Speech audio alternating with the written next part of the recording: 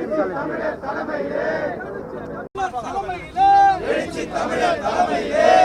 வணக்கம் வீர வணக்கம் வீர வணக்கம் வீர வணக்கம் விடுதலை சிறுத்தைகள் வீர வணக்கம் விடுதலை சிறுத்தைகள் வீர வணக்கம் வீர வணக்கம் வீர வணக்கம் வீர வணக்கம் வீர வணக்கம் சமூக நீதி காவலர் மண்டல் கமிஷன் அறிக்கையை அமல்படுத்திய விபி சிங் அவர்களுக்கு வீர வணக்கம் வீர வணக்கம் வீர வணக்கம் வீர வணக்கம் வீர வணக்கம் வீர வணக்கம் வீர வணக்கம் வீர வணக்கம் எழுச்சி தமிழர் தலைமையிலே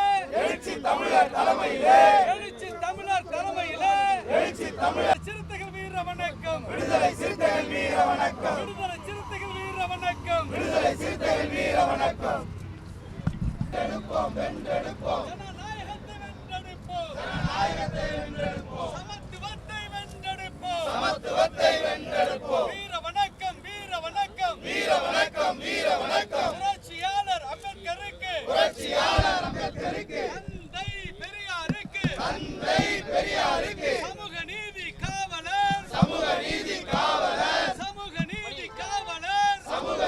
காவலர் விபி சிங் அவர்களுக்கு வீர வணக்கம் வீர வணக்கம் வீர வணக்கம் வீர வணக்கம் எழுச்சி தமிழர் தலைமையிலே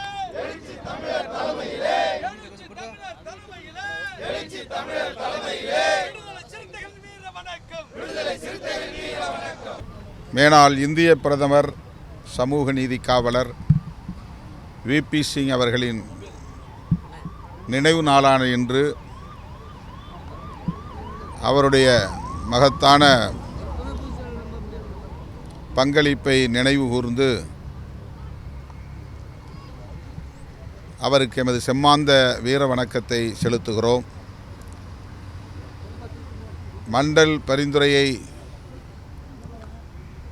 நடைமுறைப்படுத்துவதற்காக அவர் கொடுத்த விலை எவராலும் ஈடு செய்ய இயலாத ஒன்றாகும். இந்திய பேரரசின் ஆட்சி அதிகாரத்தை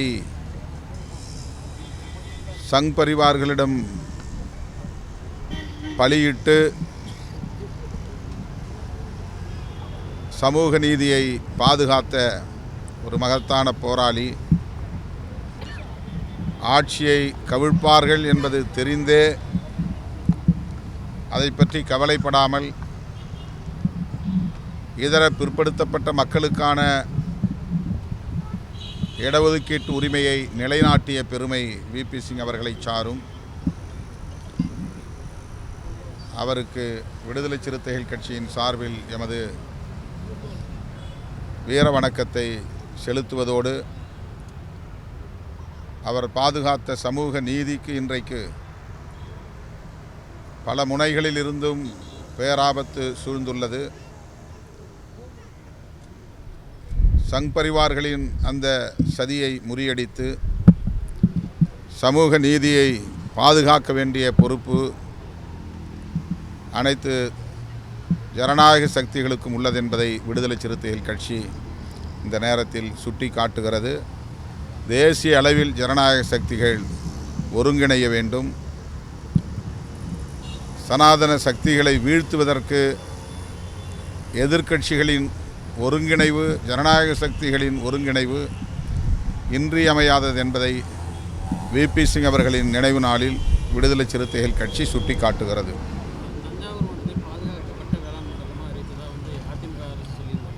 மத்திய அரசு நேற்றைய நாடாளுமன்றத்தில் அந்த மாதிரி எந்த அறிவிப்பும் சொல்லலை அப்படிங்கிற மாதிரி நோட்டிஃபிகேஷன் எதையுமே அனுப்பல தமிழக அரசு. ஆனால் எடப்பாடி அவர்களுக்கு ஆண்டுதோறும் பாராட்டு விழா வேறு இதுக்கு நடத்திட்டு இருக்காங்க.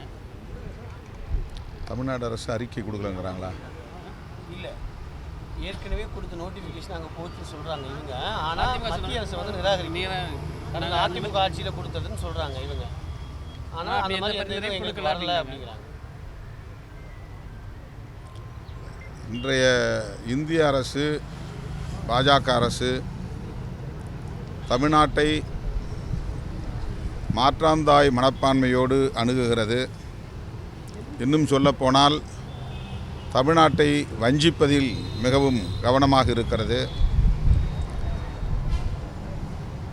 தமிழ்நாட்டு மக்களின் உணர்வுகளை காயப்படுத்துவதிலும் குறியாக இருக்கிறது.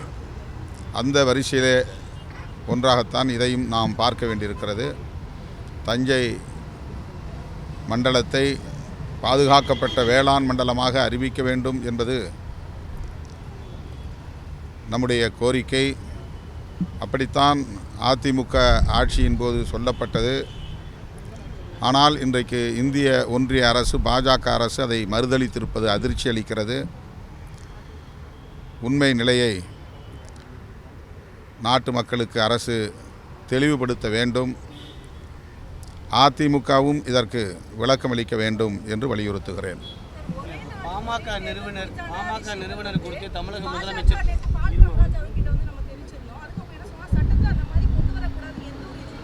எது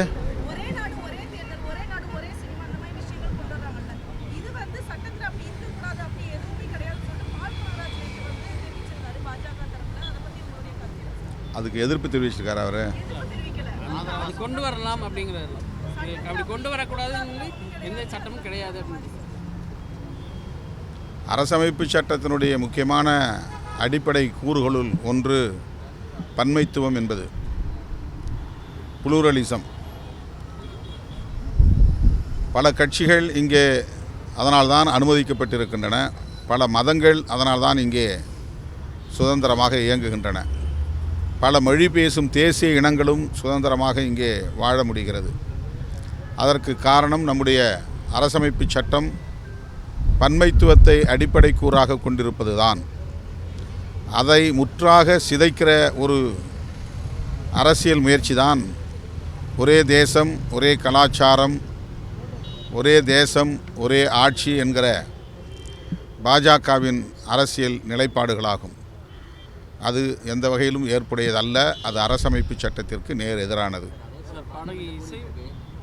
முக்கியமான பில்லெல்லாம் பாஸ் பண்ண போகிறாங்க. ஒரே நாடு ஒரே தேர்தலெல்லாம் பாஸ் பண்ணுறாங்க. எதிர்கட்சிகள் எந்த அளவுக்கு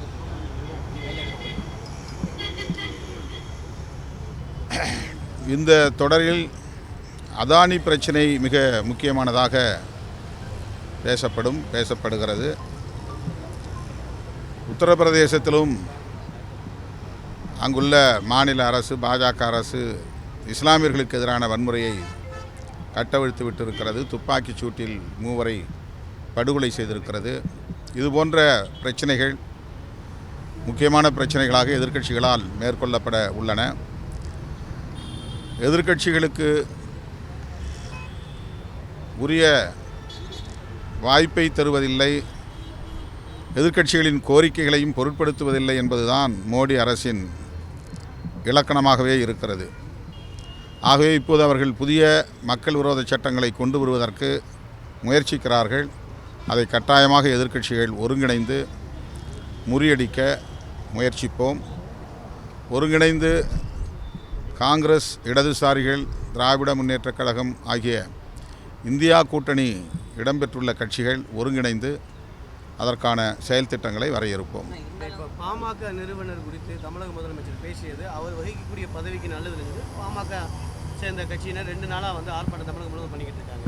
முதலமைச்சர் மன்னிப்பு கேட்கணும், பொது இடத்துல மன்னிப்பு கேட்கணும்னு கோரிக்கை. இதற்கு நான் கருத்து சொல்ல விரும்பவில்லை. சார்,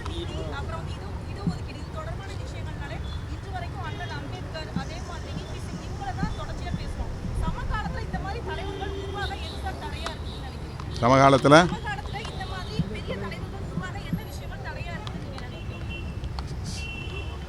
சமகாலத்தில் தலைவர்கள் உடனே வெளிப்பட மாட்டார்கள்.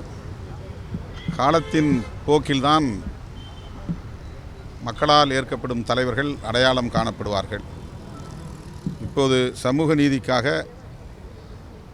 இந்திய அளவில் ஏராளமான இயக்கங்கள் உருவாகி இருக்கின்றன. ஏராளமான தலைவர்கள் குரல் கொடுத்து கொண்டிருக்கிறார்கள். தமிழ்நாட்டிலும் அப்படி பல தலைவர்கள் உண்டு.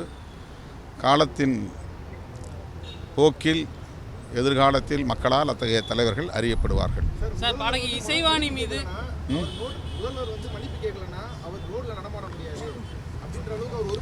அது அரசு அதை பார்த்து கொள்ளும், முதல்வர் அதை கவனித்துக் கொள்வார். சார், பாடகி இசைவாணி அவர்களுக்கு எதிராக இந்து அமைப்புகள் வந்து போராட்டம் நடத்திருக்காங்க. அவர் மீது நடவடிக்கை எடுக்கணும், ஒரு பாடல் பாடியதற்காக அவர் மீது நடவடிக்கை எடுக்கணும் மாதிரி எல்லாம் சொல்லி போராட்டம் நடத்திருக்காங்க. அது மதத்தை அல்லது மத உணர்வுகளை காயப்படுத்த வேண்டும் என்கிற நோக்கில் பாடப்பட்ட பாடல் அல்ல. ஐயப்பன் திருக்கோவிலில் பெண்கள் நுழையக்கூடாது என்கிற சர்ச்சை எழுந்தபோது ஒரு பெண்ணிய குரலாக அந்த குரல், பெரியாரின் குரலாக அந்த குரல் இசையாக வெளிவந்திருக்கிறதே தவிர அதில் யாருடைய உணர்வுகளையும் காயப்படுத்தக்கூடியதாக இல்லை. வேண்டுமென்றே அவர்கள் அதானி போன்ற பிரச்சனைகளை திசை திருப்புவதற்காக தமிழ்நாட்டில் இதை பெரிதுபடுத்துகிறார்கள். அதானி கைது செய்யப்பட வேண்டும் என்பது இப்போது தேசிய அளவிலான ஒரு கோரிக்கையாக மாறியிருக்கிறது.